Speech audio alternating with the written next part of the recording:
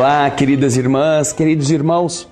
Estamos iniciando mais um programa, O Espírito da Letra, analisando a obra de André Luiz. Eu sei que você vem acompanhando, capítulo a capítulo, esta epopeia instrutiva que André Luiz generosamente nos oferece através das obras que ele escreveu pelo médium Francisco Cândido Xavier. Você se lembra que na semana passada nós tratamos daquele encontro em família para aquela oração em que a mãe e seus filhos, em um ambiente reservado da casa, puderam sentir o envolvimento espiritual para a elevação de seus pensamentos e sentimentos dentro do contexto da melhoria das vibrações que nós conhecemos como o Evangelho no Lar.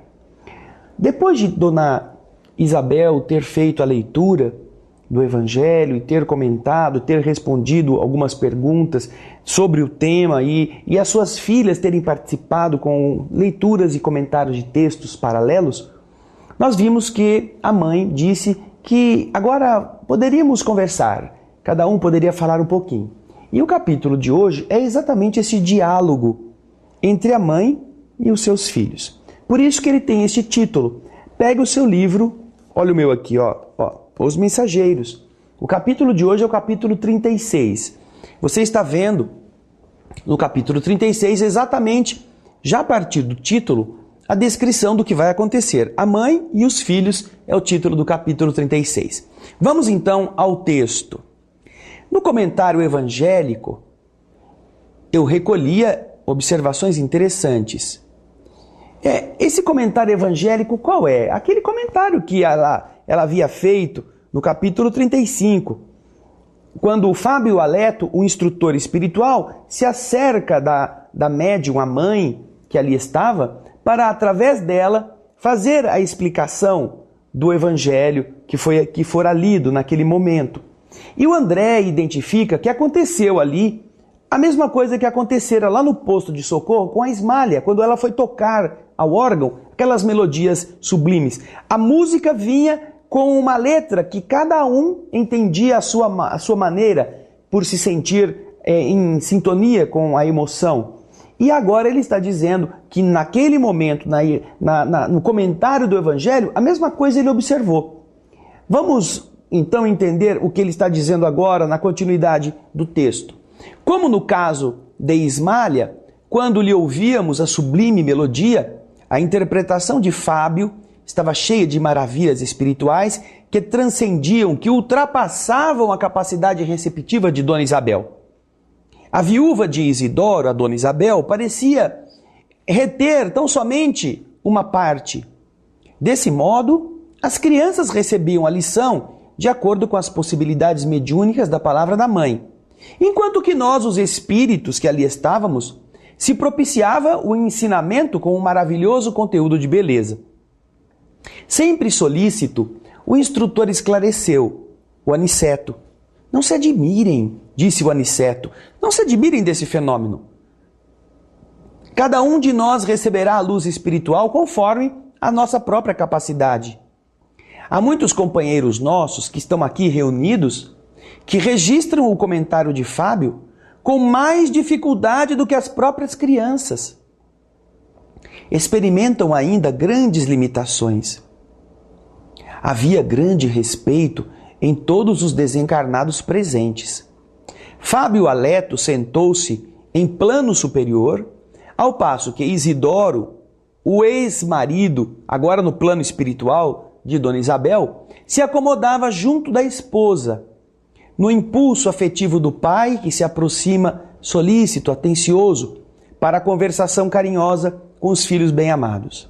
Foi nesse instante que a pequenina Marieta, que parecia estar na casa dos 7 anos, aproveitando o momento da palavra livre, perguntou à mãezinha em tom comovedor. Vocês vão ver que judiação, que coisa triste o que a menina fala para a mãe.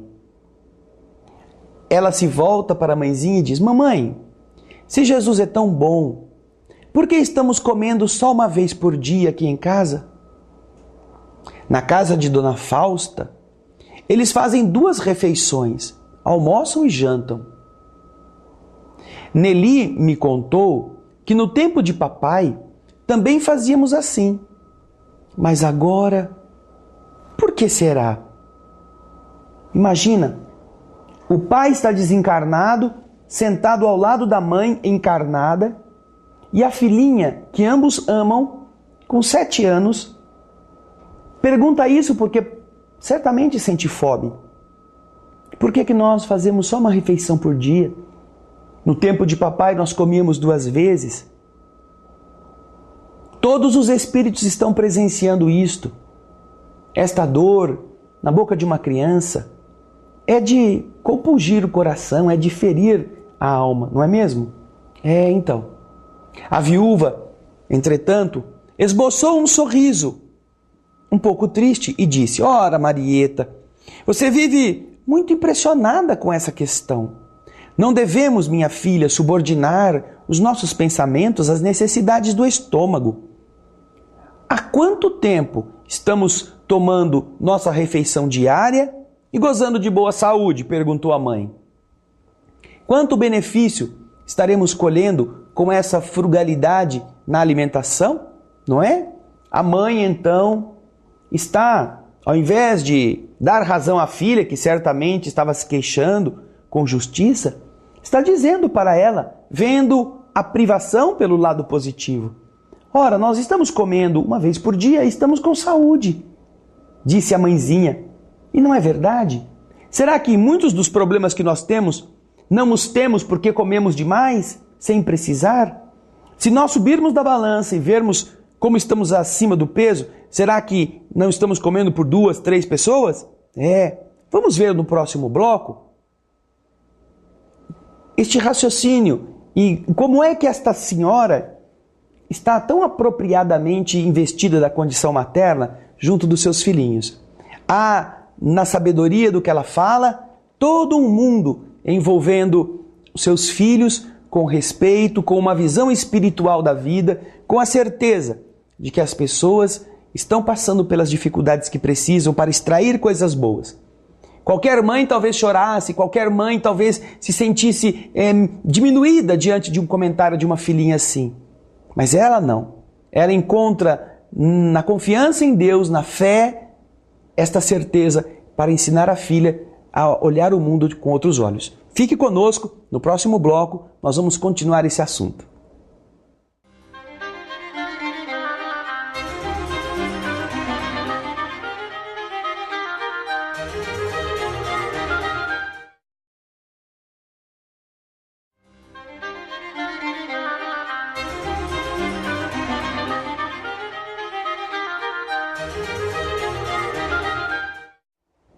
Olá, queridas irmãs, estamos voltando com o estudo do livro Os Mensageiros. Hoje o capítulo 36, falando sobre a mãe e os filhos reunidos em oração. E vimos no bloco anterior aquela pergunta dura, triste, doída, da Marieta, a filhinha de Dona Isaura. Ou melhor, de Dona Isabel. Mamãe, se Jesus é tão bom, por que nós só estamos comendo 1 vez por dia? E a dona Isabel deu a ela uma resposta adequada para o aprendizado e a nossa reflexão. Aí, ouvindo aquela conversa, a filha mais velha, a Joaninha, vem em auxílio da sua mãe. Vamos acompanhar o texto. Joaninha interveio, acrescentando: mamãe tem toda a razão. Tenho visto muita gente adoecer pelo abuso da mesa. Além disso, continuou dizendo Dona Isabel, confortada com o apoio da filha, vocês devem estar certos de que Jesus abençoa o pão e a água de todas as criaturas que sabem agradecer as dádivas divinas. É verdade que Isidoro partiu antes de nós, mas nunca nos faltou o necessário. Convençam-se de que o papai está trabalhando ainda por todos nós. Nessa altura da palestra, dada a nossa comoção, Isidoro, o próprio Isidoro, o pai, está vendo? Estava ali, ele tinha desencarnado, mas estava vivo, estava ouvindo tudo isso. participando desse encontro da família. Isidora enxugou as lágrimas, enxugou os olhos úmidos. Noemi, a caçula, pequenina, falou em voz infantil: é mesmo, é verdade, eu vi o papai ajudando a segurar o bolo que Dona Cora nos trouxe no domingo. E a Dona Isabel, a mãe, respondeu: eu também vi, Noemi. Com os olhos bem brilhantes, a mãe confirma: papai continua nos auxiliando. E voltando-se para todos, continua a dizer: quando sabemos amar e esperar, meus filhos, não nos separamos dos entes queridos que morrem para a vida física. Tenhamos certeza na proteção de Jesus. Este era o conselho maternal para dar apoio a esta força que vem da alma, ao invés de abater a alma pelos problemas da matéria. É o espírito dominando os problemas, ao invés de ser dominado por eles.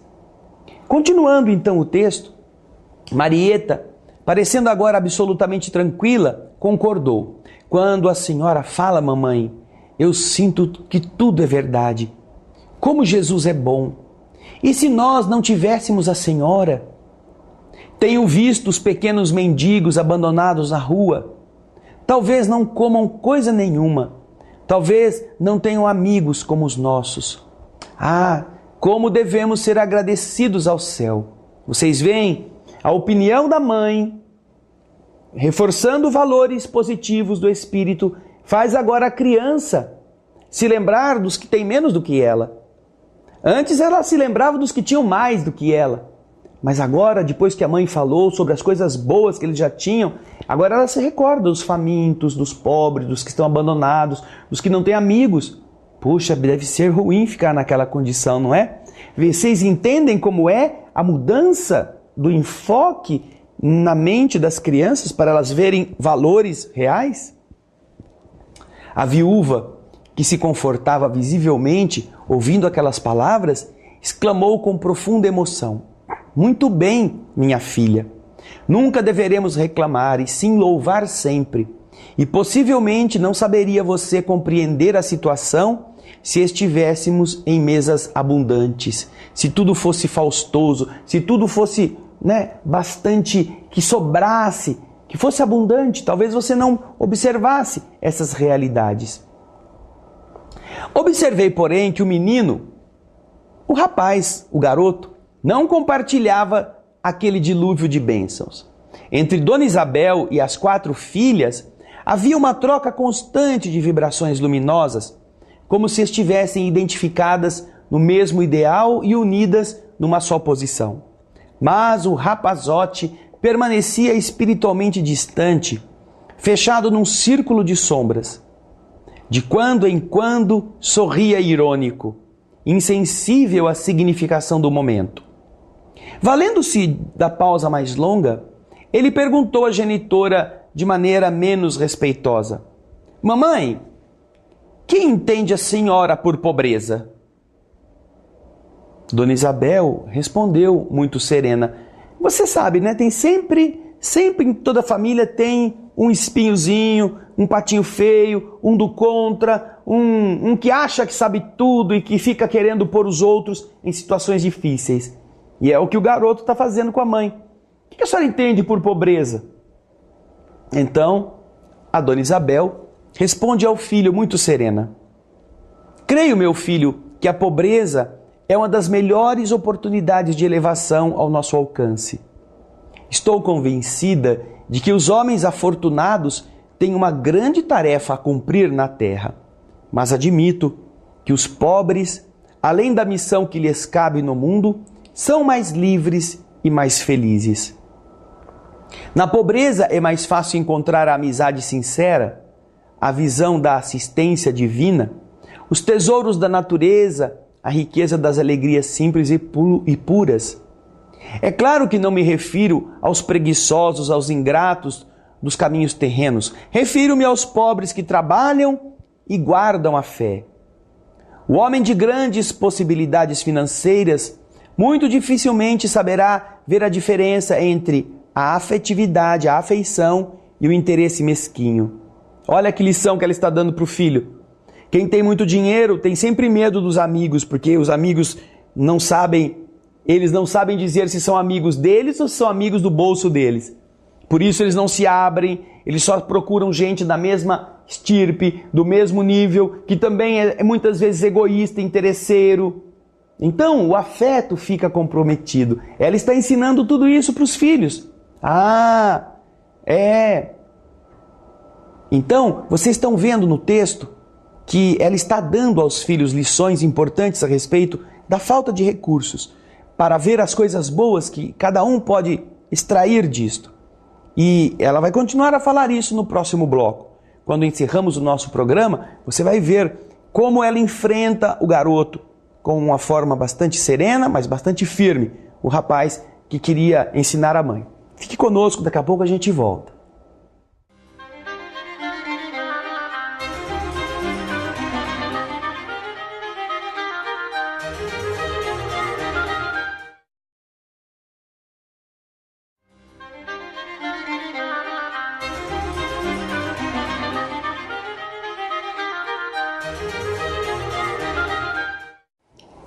Estamos de volta com o estudo do livro Os Mensageiros, hoje o capítulo 36, Mãe e Filhos.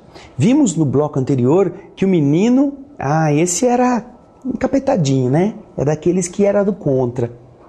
Achava que podia confrontar a mãe. E ele perguntou o que ela achava da pobreza, e ela está dando uma lição para ele e para as filhas a respeito disso. E ela está dizendo, o homem de grandes possibilidades financeiras muito dificilmente saberá perceber a diferença entre a afeição e o interesse mesquinho. Crente de que tudo pode, nem sempre consegue entender a divina proteção. Pelo conforto viciado a que se entrega, as mais das vezes se afasta das bênçãos da natureza. E em vista de muito satisfazer aos próprios caprichos, restringe a capacidade de alegrar-se e confiar no mundo. Apesar da beleza profunda daquela opinião, o rapazola permaneceu impassível, respondendo algo contrariado. Infelizmente, não posso concordar com a senhora mamãe. Até os garotos do jardim da infância pensam de modo contrário. Dona Isabel mudou a expressão fisionômica, assumiu a atitude de quem instrui com a noção de responsabilidade e acentuou. Não estamos aqui num jardim de infância, meu filho. Estamos no jardim do lar. Competindo-nos saber que as flores são sempre belas, mas que a vida não pode prosseguir sem a bênção dos frutos. Por onde andarmos no mundo, receberemos muitos chamamentos da mentira venenosa. É preciso vigiar o coração, Joãozinho, valorizando as bênçãos que Jesus nos envia. O rapazinho, entretanto, demonstrando enorme rebeldia íntima, respondeu à mãe: a senhora não considera razoável alugar este salão a fim de termos algum dinheiro a mais? Estive conversando ontem com o seu Maciel, quando eu vinha da escola. Ele nos pagaria bem para ter aqui um depósito de móveis. Sempre o velho dinheiro, a dificuldade econômica, aconselhando a pessoa a fazer aquilo que vai justamente atrapalhar o bem-estar espiritual em que ela está vivendo. Joãozinho estava também preocupado com a falta de dinheiro, com a falta de comer 2 vezes, e então queria fazer a mãe alugar aquela salinha que elas destinavam à oração em família, para o homem colocar móveis ali dentro. Dona Isabel, de ânimo decidido, respondeu com energia, sem irritação: você deve saber, meu filho, que enquanto respeitarmos a memória de seu pai, este salão será consagrado às nossas atividades evangélicas. Já lhes contei a história do nosso culto doméstico e não desejo que vocês sejam cegos às bênçãos do Cristo. Mais tarde, Joãozinho, quando você entrar diretamente na luta material, se for agradável ao seu temperamento, construa casas para alugar. Mas agora, meu filho, é indispensável que você considere este recanto como algo de sagrado para sua mamãe. E o menino, arrogante, mal-humorado, orgulhoso, perguntou a ela: "E se eu insistir?" A viúva, muito calma, esclareceu firme: "Se você insistir, será punido, porque eu não sou mãe para criar ilusões perigosas ao coração dos filhinhos que Deus me confiou. Se muito amo a vocês, precisarei incliná-los ao caminho reto." O pequeno quis retrucar, mas a luz emitida pelo tórax de Dona Isabel parece que confundiu-lhe o espírito rebelde, e eu o vi calar-se a contragosto, amuado e enraivecido. Admirei então profundamente aquela bondosa mulher que se dirigia à filha mais velha como amiga, às filhinhas mais novas como mãe e ao filho orgulhoso como instrutora sensata e ponderada.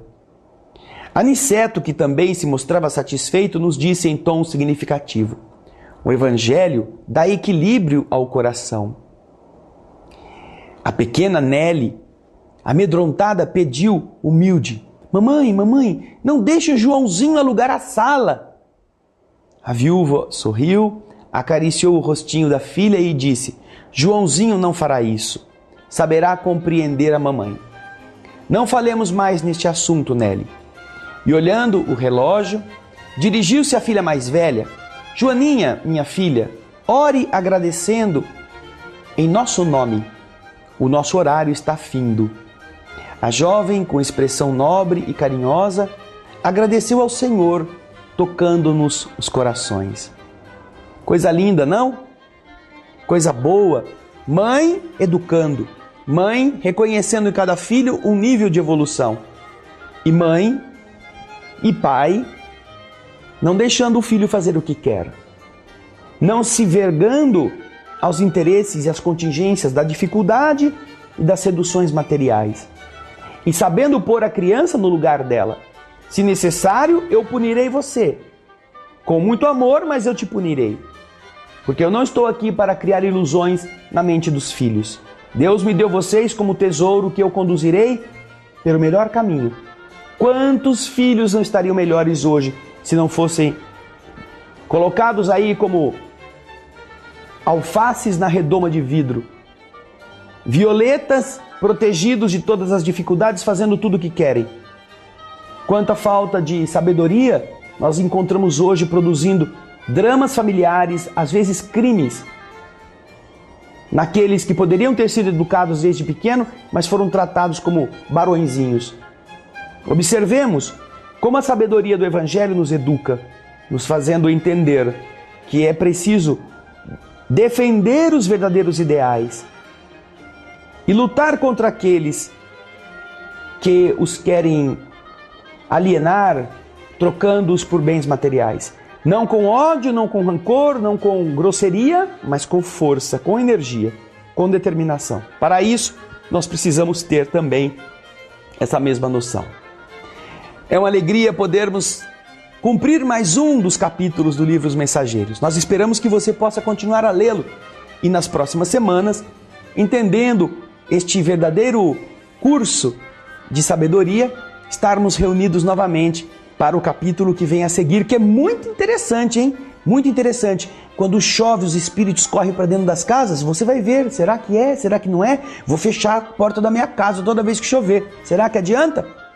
Próximo capítulo, a gente espera você. Muito obrigado pelo seu carinho, pela sua audiência, e a gente espera você no próximo Espírito da Letra. Muita paz.